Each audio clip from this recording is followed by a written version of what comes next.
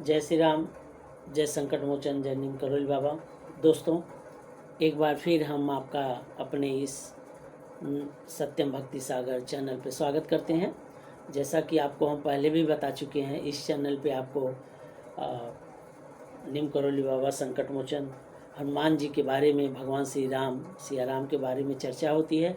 और कुछ न कुछ इस चैनल के माध्यम से हम आपको अपने जीवन को सरलतापूर्वक किस तरीके से भक्ति मार्ग पे लेकर के चलें और अपने जीवन को सरल और सुबोध बनाएं, और उसके बारे में आपको बताते रहते हैं। आज जो हम ये चैनल पे छोटा सा वीडियो लेकर के आए हैं कि हनुमान जी का, हनुमान चालीसा का 3 दिन का संकल्प, 7 दिन का संकल्प कैसे लें, 7 दिन का हनुमान चालीसा का पाठ करें, कैसे करें, और किस तरीके से इस पाठ करके 7 दिन का संकल्प ले करके हम अपने मनोकामना को पूर्ण कर सकते हैं, उसके बारे में आज चर्चा करेंगे, आज बात करेंगे। तो आइए दोस्तों, आपको बताते हैं कि 7 दिन का हनुमान चालीसा का संकल्प ले करके अपने मनोकामना, अपने अधूरी इच्छा को पूरी कैसे करें। तो 7 दिन का जो हनुमान चालीसा का संकल्प में आप 7 दिन तक लगातार नियम और विधि का पालन करते हैं और हर दिन हनुमान चालीसा का पाठ करते हैं। रोज़ हनुमान चालीसा का पाठ करना होता है 7 दिन के संकल्प में, और जिससे इस 7 दिन के संकल्प में जो लाभ होता है, लाभ के बारे में हम आपको बता दें कि इससे मन को बड़ी शांति मिलती है और जीवन में बड़ा सकारात्मकता सोच पैदा होती है। सकारात्मकता व्यवहार आपके जीवन में उतर के सामने आता है, मन शांत रहता है। और इस संकल्प की शुरुआत करने से पहले आपको हम बता दें कि अपनी इच्छा और मनोकामना को मन में धारण करना होता है। जो भी आपका इच्छा हो, जो भी आपके मन में इच्छा हो, 7 दिन तक जब भी आप हनुमान चालीसा का नित्य पाठ करें और अपने मन में इच्छा लेकर के और मनोकामना को मन में धारण करना होता है। और संकल्प कैसे लें, इसके बारे में हम आपको बताते हैं कि सबसे पहले यह तय करें कि आप किस इच्छा या मनोकामना के लिए यह जो आप संकल्प लेना चाहते हैं, कौन सी इच्छा है, कौन सी मनोकामना है जिसके लिए आप संकल्प ले रहे हैं।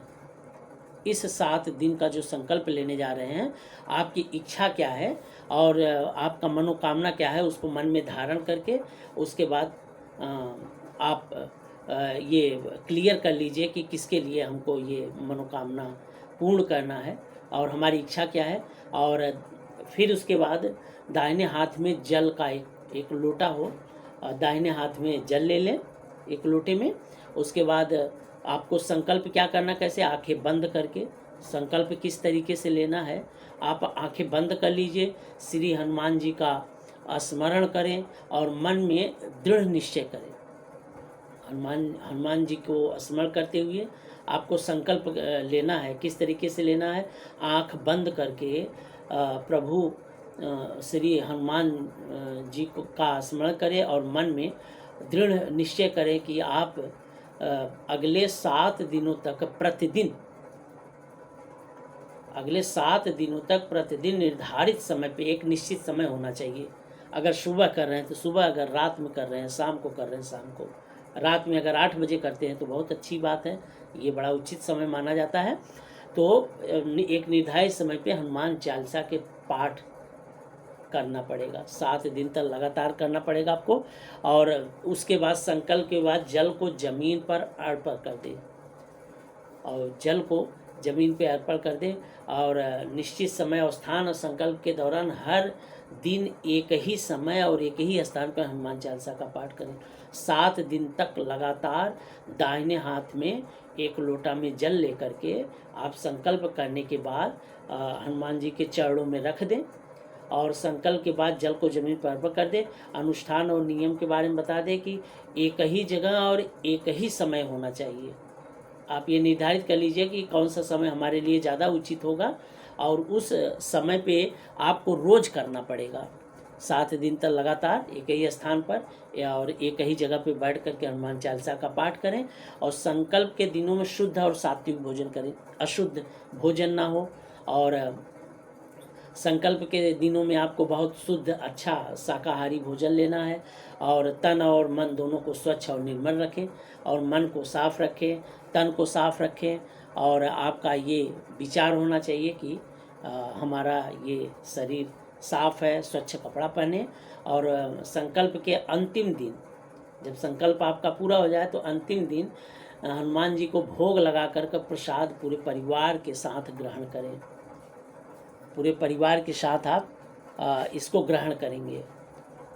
7वें दिन जब आपका हनुमान चालीसा का पाठ समाप्त हो जाए तो भोग लगा करके, जो भी हमारे बालाजी सरकार हनुमान जी के चरणों में भोग लगता है, अर्पण होता है, उसको भोग लगा करके और इसको ग्रहण करेंगे पूरे परिवार के साथ। और इसका लाभ क्या होता है?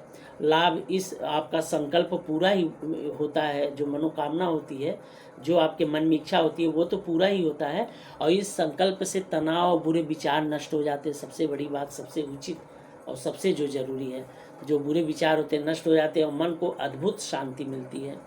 और दूसरा लाभ आपको बता दें कि यह आपके जीवन की बाधाओं को दूर कर सकारात्मकता लाती है। जो भी आपके जो आप बाधा है, आपके जीवन में जो छोटी मोटी बाधाएं आती रहती हैं वो दूर हो जाएगा, दूर होता है। आपकी मनोकामना पूर्ण भी होती है, इच्छा भी पूर्ण होती है और सकारात्मकता लाती है।